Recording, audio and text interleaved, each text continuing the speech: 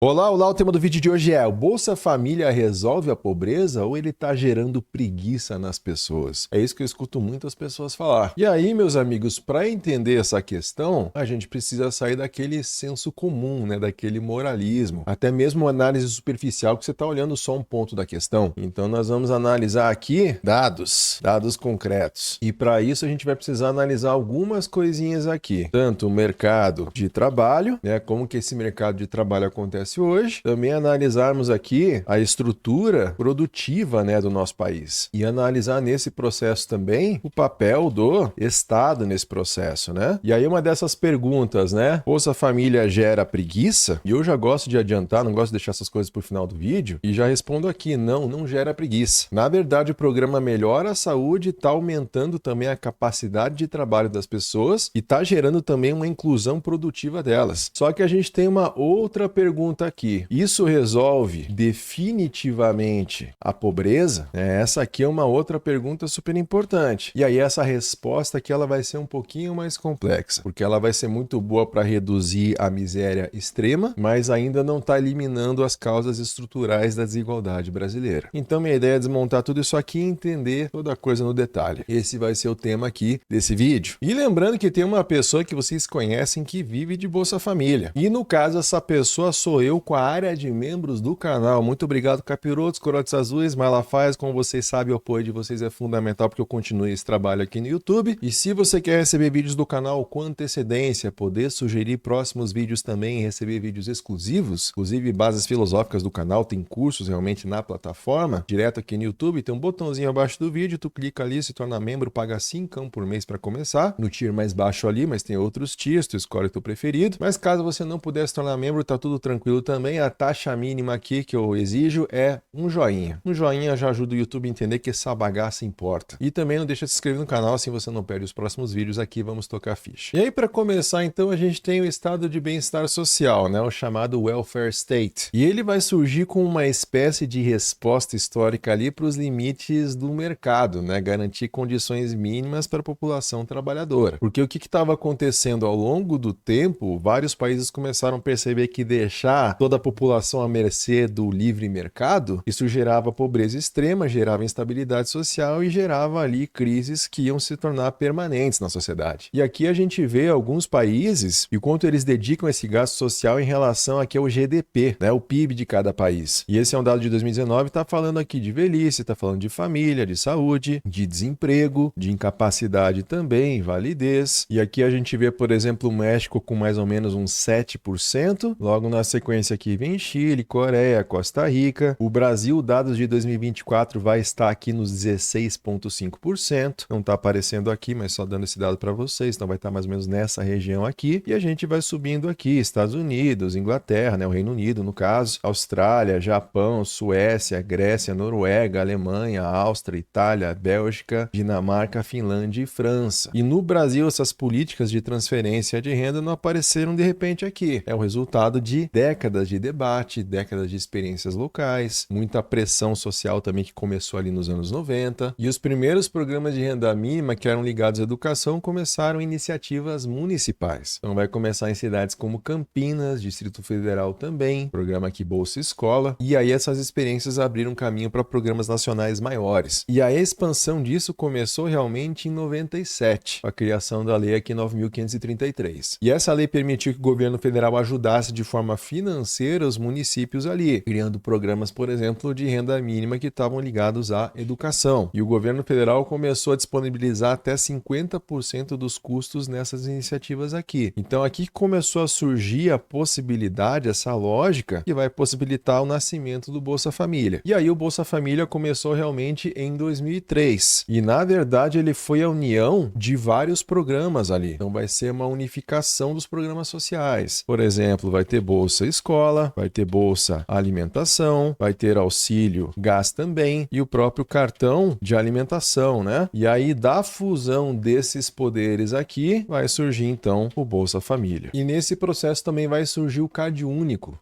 para programas sociais do governo federal. E o CAD Único virou a base principal aqui de dados sociais do país. Então, em 2004 a gente tinha 9 milhões de pessoas, 2006 11, 2008 11,3 aqui para dar uma ideia para vocês. Hoje, março de 2026, nós temos 96 milhões de pessoas no Cade Único. Só que isso, obviamente, não significa que essas pessoas todas recebem Bolsa Família. Quem recebe é 18,9 milhões. E aí o Cadastro Único ele virou essa base principal de dados sociais aqui do Brasil. E isso permitiu que o Estado começasse a identificar famílias pobres de forma muito mais precisa agora, e eles podiam direcionar os recursos de forma direta ali para as populações que antes praticamente estavam invisíveis para o sistema. E cara, a gente pode dizer que a gente tem um debate aqui, né? Debate entre duas questões bem importantes. Uma delas vai ser tirar a família da pobreza, né? Essa é uma ideia aqui. E outra questão é tirar a família também, só que agora do programa. E assim, a gente viu por muito tempo, grande parte dos formuladores de políticas públicas, eles estavam defendendo ali que os benefícios sociais poderiam criar uma dependência aqui, né?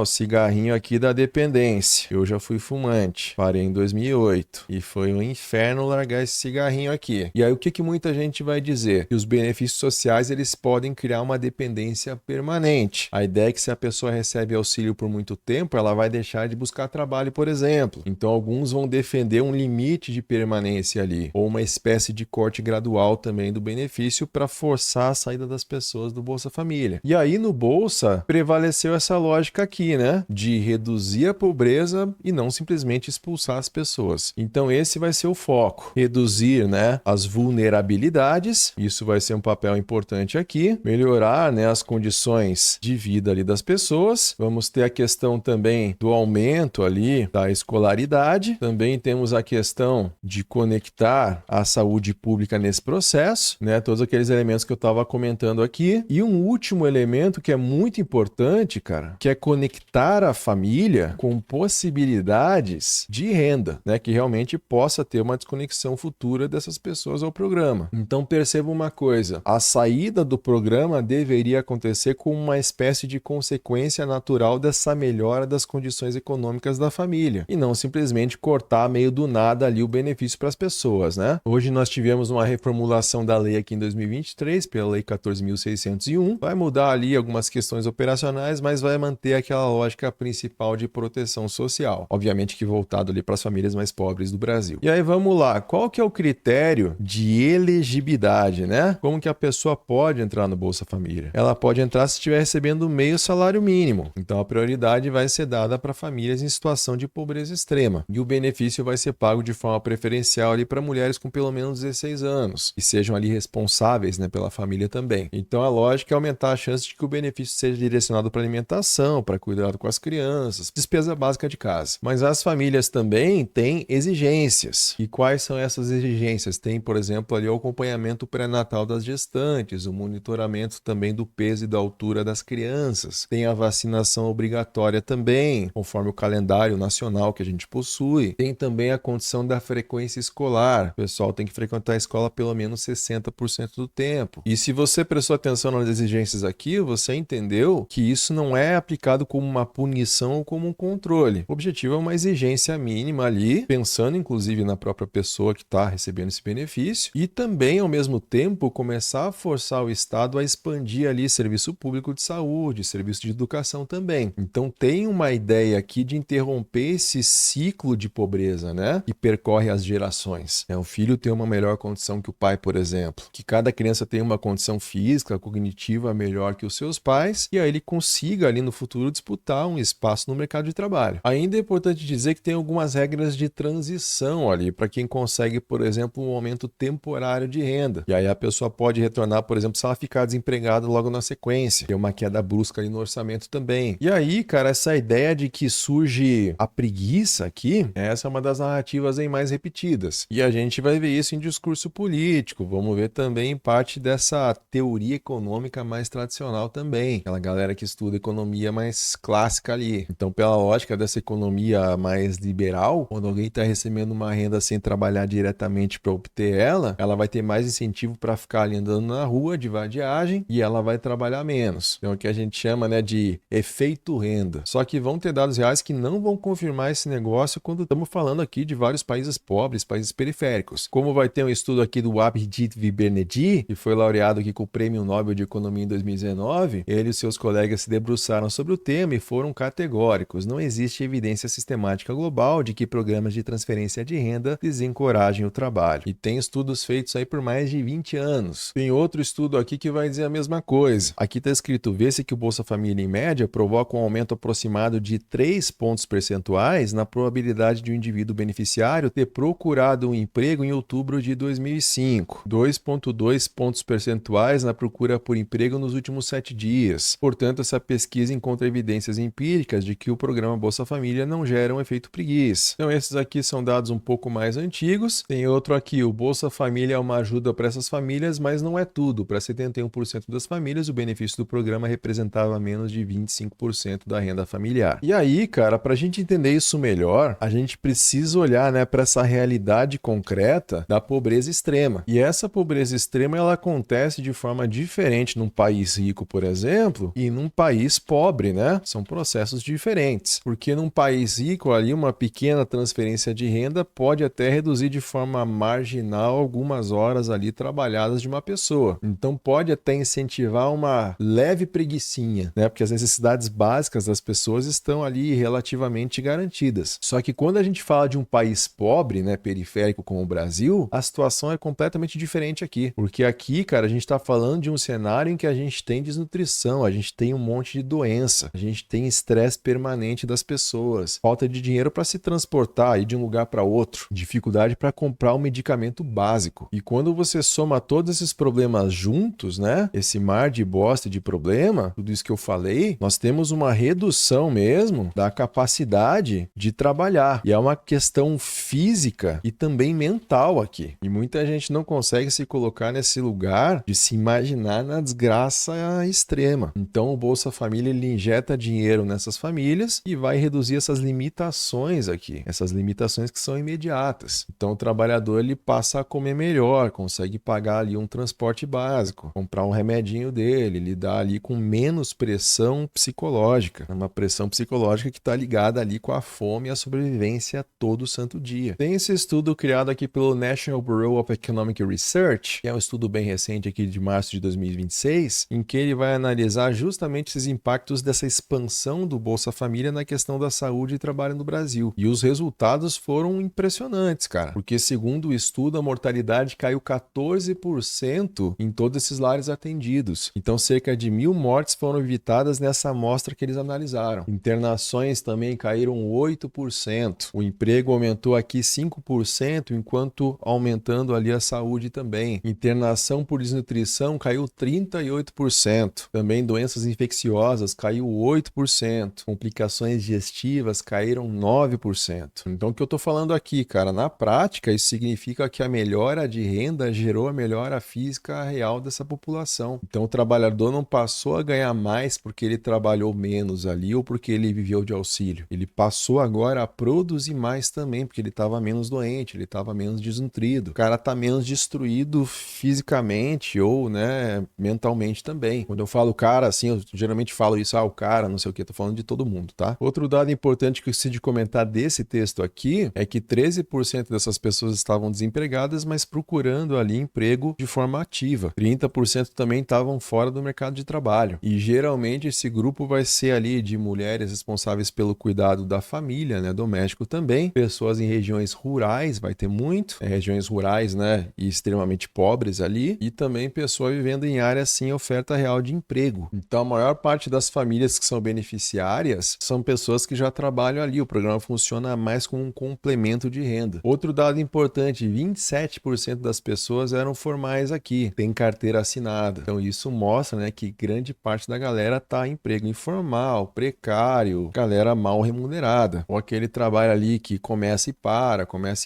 o pessoal mal remunerado também. E isso demonstra aqui um fator crucial, né, que compõe o Brasil, cara, que é o trabalhador que é pobre. Muita gente continua no Bolsa Família não porque não quer trabalhar, mas porque trabalha em empregos ali que pagam tão pouco que a família continua abaixo da linha da pobreza. E entre os 30% aqui que estão fora do mercado de trabalho, os motivos principais também para entrar no Bolsa Família não vai ter relação com preguiça. E nas áreas rurais, a taxa de inatividade é 37%. 59% vai dizer aqui que eles não procuravam emprego porque simplesmente não tinha vaga disponível na região. Dentre os homens da zona rural, destaque-se a falta de emprego na região como fator determinante. Mulheres, situação população mais pesada. A taxa de inatividade feminina é de 34,4%, contra 10,2% dos homens. E como eu falei, o principal motivo pelas mulheres é aquele trabalho doméstico ali do cuidado, né? Cuidar de criança, de idosos, pessoa doente, administrar ali a rotina da casa. Então, o que eu quero que vocês percebam aqui é que essa inatividade feminina é trabalho não remunerado. Eu já comentei em outros vídeos, a mulher trabalha um monte de coisa e não recebe. E, inclusive, o Bolsa Família tem a regra da permanência, né? O desenho técnico do Bolsa Família, ele tenta evitar que a pessoa tenha medo de trabalhar e perder o benefício. Então, se a família melhora de forma temporária ali a renda dela, ela não vai perder o auxílio. O benefício se mantém por um período ali de transição. Então, isso reduz o medo da pessoa de aceitar um emprego temporário ou um trabalho formal também. Dá mais segurança para essa transição. E junta isso com o mecanismo do retorno garantido que eu comentei antes, né, que se a pessoa sair do programa porque ela melhorou de renda, ela pode voltar depois, caso aconteça algum problema. Então, é uma rede de segurança que é criada. A família consegue melhorar de vida sem ter esse risco de cair ali de forma imediata numa situação de fome, caso algo dê errado para ela. E aí, assim, essa ideia de que o Bolsa Família gera preguiça, a gente entendeu então que não se sustentam com os dados, né? Só que a gente tem que fazer outra pergunta agora, que é aquela que eu tinha feito ali antes, né? Se ela resolve de forma definitiva a pobreza. E nós podemos dizer que nessa questão de redução ali de miséria, nessa redução imediata, também redução de desigualdade de renda, em relação também a acesso básico ao consumo, os resultados do Bolsa Família foram grandes. Foi uma das políticas públicas mais eficientes dessa história recente do Brasil, inclusive. E de acordo com o IPEA, o programa tem uma localização bem precisa. O dinheiro chega principalmente para a base dessa pirâmide social. Então, menos de 5% dos recursos vai para quem está ali acima da linha mediana, nessa faixa de renda média do país. Então, aqui a gente tem onde o dinheiro está acumulado, né? E para a esquerda aqui está quem é mais pobre. Grande parte do dinheiro vai para os mais pobres do país. E fala aqui, né? Enquanto mais de 20% das transferências de um SM, né? Que seria aí salários mínimos, eles fluem para metade superior da distribuição, menos de 5% do programa Bolsa Família vai para quem está acima dessa linha mediana. E aí as transferências de um salário mínimo tá nessa linha azul aqui. O programa Bolsa Família é essa outra azul maior, ou seja, vai a grande maioria para quem é mais pobre mesmo, e aqui em cima já não tem mais dinheiro dado para ninguém mais rico. Já o salário mínimo cresce aqui bastante também, só que chega aqui a distribuição já começa a entregar mais ali para o pessoal mais rico também. O programa reduziu a pobreza em 15%, extrema pobreza em 25%, 3,2 milhões de pessoas foram elevadas acima da linha da pobreza pelo programa e 3,4 deixaram de viver na extrema pobreza. E também o Bolsa Família teve impacto no índice de Gini. Eu já mostrei em outros vídeos e você pode colocar aqui vários países, né? Por exemplo, o Brasil, comparar com os Estados Unidos, por exemplo, né? Vou colocar aqui, sei lá, França, né? Para dar uma noção. Então, quanto mais baixo, mais igualitário é o país. E o Brasil teve uma quedinha, né? Enquanto os Estados Unidos, por exemplo, está piorando. Deixa eu pôr uma China aqui para os caras já ficar com raiva de mim. Ó, a China também teve uma queda bem grande. Agora está mais igualitário que os Estados Unidos, que está só piorando. Então, segundo os dados, o programa foi responsável por 10% dessa redução da desigualdade. Isso entre 2001 e 2015. Ou seja, a partir desse período aqui. E entre 2001 e 2006, o programa Bolsa Família explicou quase 17% da redução dessa desigualdade. E assim, cara, apesar do tamanho desse impacto social, o custo fiscal do Bolsa Família é relativamente baixo também. Se a gente analisar, ele movimenta aqui 0,5% do PIB brasileiro. E lembra que eu mostrei, né? Países aí investindo até 30%.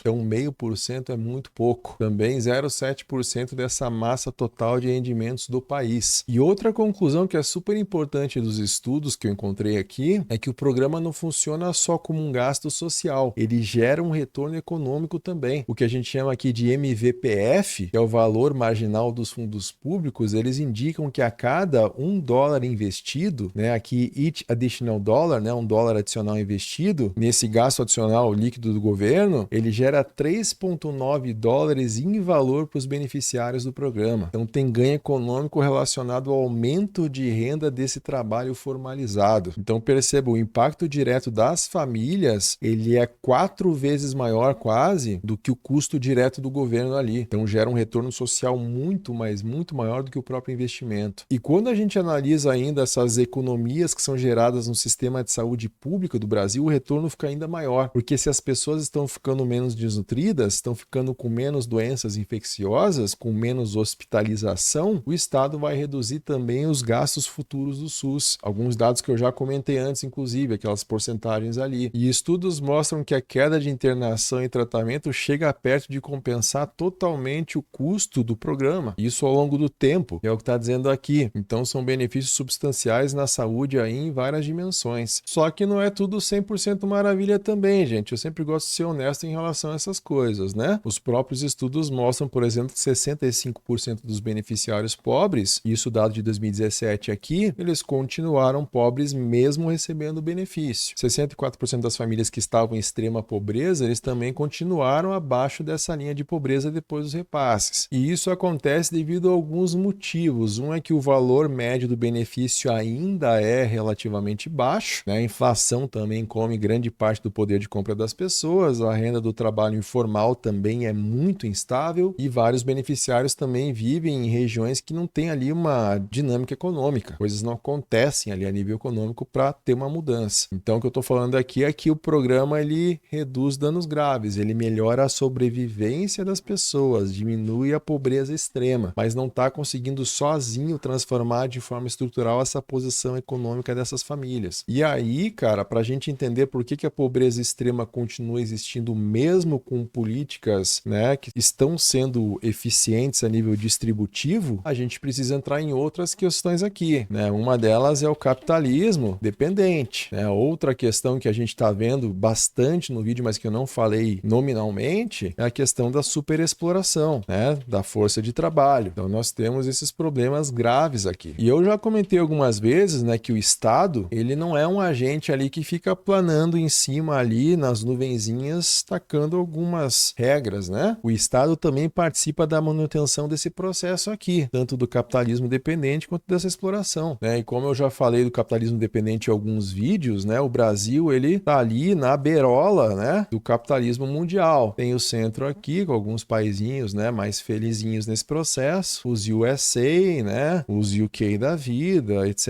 etc. Mas nós não pertencemos não, gente. Por mais patriota que você seja, tu tá na beirola aqui. Tu pode, claro, almejar servir esses caras, né? Então, claramente que parte importante desse processo, nós, assim como outros países dependentes, a gente está aqui para produzir riqueza e mandar essa riqueza para os grandes centros econômicos internacionais, né? Então, nós aqui, sei lá, uma África do Sul também, né? Sei lá, pegar aí um México, etc, etc. Entre aí mais de uma centena de países, né? Então, a gente está transferindo grana para essa moçada aqui. Isso acontece de várias formas, tanto por dependência financeira, dependência tecnológica, remessa de lucro, né, para multinacional, pagamento de juros de dívida também. E lembrando que para manter essa lógica de acumulação de capital, mesmo nessa posição, né, subordinada aqui do Brasil, o sistema econômico brasileiro ele está operando com salários bem baixos geralmente, uma informalidade elevada também, condição precária de trabalho. E é aqui que entra daí o contexto, né, da superexploração, porque pensa, a força de trabalho, ela é tratada ali como uma espécie de mercadoria, né? Então a caixinha aqui, ó, da mercadoria, aqui a caixinha, o trabalhador aqui. E aí o que é o salário? O salário tem que cobrir de forma mínima esses custos necessários para manter o nosso amigo trabalhador vivo, né? Capaz de continuar trabalhando aqui com uma mínima força. Senão ele não vem no dia seguinte, aí tudo isso acaba. Então ele tem que voltar. É importante para o sistema que ele volte. Então ele tem que ter uma alimentação, uma moradia, né? Descanso, saúde básica, a reprodução ali da família. Só que quando a gente está num cenário de superexploração, o trabalhador recebe menos que o necessário para sua própria reprodução social ali. Então o que eu quero dizer com reprodução social, né? O cara tá ali numa jornada desgastante, ele tá recebendo uma alimentação insuficiente, ele tá adoecendo precocemente, ele tem um desgaste físico contínuo, tá em insegurança o tempo todo. E boa parte do trabalho precário do Brasil funciona dessa forma. Então o trabalhador continua empregado, mas o salário não está garantindo estabilidade material mínima para o cara. E aí, como o tema aqui hoje é Bolsa Família, o Bolsa Família vira uma espécie aqui de amortecedor, né? Um amortecedor social aqui, como se o cara levantasse aqui e tivesse aqui uma molinha. O cara tá num pogobólzinho aqui. Vocês sabem o que é pogobol, gente? Nem deve saber, né? Pogobol é esse negócio aqui, ó. A criança fica pulando. Então o Bolsa Família é meio que isso. Então o programa não vai alterar ali a estrutura fundiária, por exemplo, que a gente tem no país, desde a lei das terras lá de de 1850, não vai alterar a concentração de riqueza na mão de poucos, não vai alterar a propriedade dos meios de produção, obviamente, nem vai alterar a nossa dependência econômica externa também. Só que ele reduz parcialmente esses efeitos mais brutais da pobreza extrema. E aí, obviamente, que os beneficiários vão continuar em empregos precários, rotativos, emprego informal, emprego mal remunerado, proteção trabalhista muito baixa também. E muitas famílias ficam alterando esses períodos ali que tem um bico, depois fica desempregado, depois entra ali numa informalidade, depois vai ter ali um pequeno trabalho temporário, vai comprar um curso do Pablo Marçal e vai achar que vai poder ascender, depois retorna ali de forma parcial para o auxílio estatal. Então o Estado reduz a pobreza extrema, mas não altera aqueles elementos estruturais, né? Mas ele vai atuar fortemente em algumas coisas que a gente comentou antes, né? Aumento de escolaridade, por exemplo, a questão da vacinação que eu falei, acompanhamento ali nutricional também. Então é uma espécie de contradição, né? Porque a política social reduz o sofrimento real, salva a vida das pessoas, mas não está desmontando realmente esses mecanismos, né, que reproduzem essa pobreza estrutural. Então as famílias conseguem melhorar parcialmente ali suas condições imediatas, mas vão continuar encontrando barreiras gigantescas para uma mobilidade social de verdade, né, que dure bastante tempo. E isso porque o mercado de trabalho não oferece empregos qualificados de forma suficiente aí para absorver toda essa população pobre. E lembrando também que a gente tem uma outra coisa aqui, né, que é o Exército Industrial de Reserva. São as pessoinhas que ficam aqui esperando para arrumar um emprego. E isso ajuda a manter os salários pressionados para baixo também. Por exemplo, quem está empregado em algum lugar, o cara está trabalhando aqui sabendo que ele pode ser substituído porque tem uma galera esperando para trabalhar. E esse conceito no passado funcionava super bem. Só que hoje a gente tem outros elementos nesse processo ainda, né, para complicar ainda mais, tipo automação, tem financiarização, tem terceirização no mundo inteiro, né, call center que o pessoal, né, paga um exército ali na Índia, por exemplo. Também países com uma desindustrialização precoce, que é o caso do Brasil. Nós éramos para ter uma indústria forte, mas nunca foi, né? E aí, se essas pessoinhas aqui atrás eram um exército industrial de reserva, agora eles são meio que um exército industrial de reserva permanente, né? Eles ficam ali o resto da vida esperando. Não são pessoas que entram e saem do mercado de trabalho, eles ficam ali meio que para sempre. Uma exclusão permanente do mercado formal. E aí que tem a coisa interessante, né? Porque as políticas sociais no passado, elas ajudavam a reproduzir essa força de trabalho, ou seja, dar uma força para o pessoal trabalhar ali. Só que agora o Bolsa Família, na condição que a gente tem de mundo, ele está servindo para manter gente viva, manter gente saudável, gente apta para continuar produzindo dentro da economia. E uma parte dessas pessoas pode ter certeza, nunca vai ser plenamente incorporada no mercado formal em uma condição estável. Então é um processo de gestão de miséria social mesmo. Impede fome em massa, impede o colapso humanitário do país, impede uma explosão social violenta que poderia acontecer e está dentro de uma economia que continua produzindo informalidade, salário baixo e precarização contínua, né? Então nós temos uma contradição aqui, porque o Bolsa Família protege milhões de pessoas, o que eu poderia chamar de destruição imediata, e outras áreas de proteção social elas foram enfraquecidas, né? Por exemplo, aí direitos trabalhistas, previdência pública, né? E muitos ali atuaram para enfraquecer isso, inclusive o pessoal do MBL lá. Poderia fazer igual o Nando Moura, citar o MBL em todos os vídeos. Seguridade social, isso também foi enfraquecido. Proteção sindical também foi enfraquecido. A estabilidade no emprego também foi enfraquecido. Então, dentro dessa lógica maluca aqui, o Estado passou a assumir parte desse custo de sobrevivência das pessoas, que antes deveriam ser pagos aqui pelo próprio mercado de trabalho, né? Então, o próprio mercado de trabalho não está fazendo por onde. E podemos dizer, em outras palavras aqui, que muitas empresas conseguem pagar um salário bem baixo porque parte dessa sobrevivência mínima ali das pessoas está sendo subsidiada por fundo público. E tem uma outra questão também relacionada com as mulheres, né? Porque todas essas exigências que a gente tem aqui, né, que é consulta médica, a rotina ali infantil, tem o pré-natal também, tem vacinação, etc. Isso recai sobre as mulheres, né? E o Estado muitas vezes está exigindo essas tarefas, mas não está fornecendo necessariamente uma creche legal, né? Creches suficientes, uma escola integral ali também bacana, né? E uma estrutura coletiva ali de cuidado. Então, parte dessa sustentação do programa acontece através ali do tempo das mulheres e do esforço invisível delas ali. Trabalho não remunerado feminino. Então, meus amigos, Bolsa Família gera preguiça? Entendemos que não, né? Já falei lá no começo do vídeo. Pelo contrário, melhora a saúde, reduz a desnutrição, melhora a capacidade produtiva, melhora ali a inserção no mercado de trabalho, aumenta, né, a estabilidade mínima ali das pessoas também. Agora, se ele resolve a pobreza de forma definitiva, podemos dizer, obviamente, aqui também que não, né? Ele reduz os erros gravíssimos, só que não está alterando os mecanismos estruturais que produzem a pobreza no nosso capitalismo brasileiro. Muita concentração de renda, precarização do trabalho, informalidade, muita dependência econômica também. E, meus amigos, enfrentar estruturalmente a pobreza exigiria mudanças muito mais profundas, né, para poder distribuir bem essa riqueza, ter mais acesso à propriedade e à organização econômica do país. E aí eu te pergunto o que nós deveríamos fazer então? Deixo para você responder nos comentários. Também, se curtiu o vídeo, deixa o joinha, não esquece de se inscrever no canal e considere se tornar membro aqui. Tem uma série de vídeos exclusivos que você pode ter acesso a partir de agora. E amanhã, meio-dia, tô aqui de volta. Te aguardo aqui, hein? Não atrasa. Abração.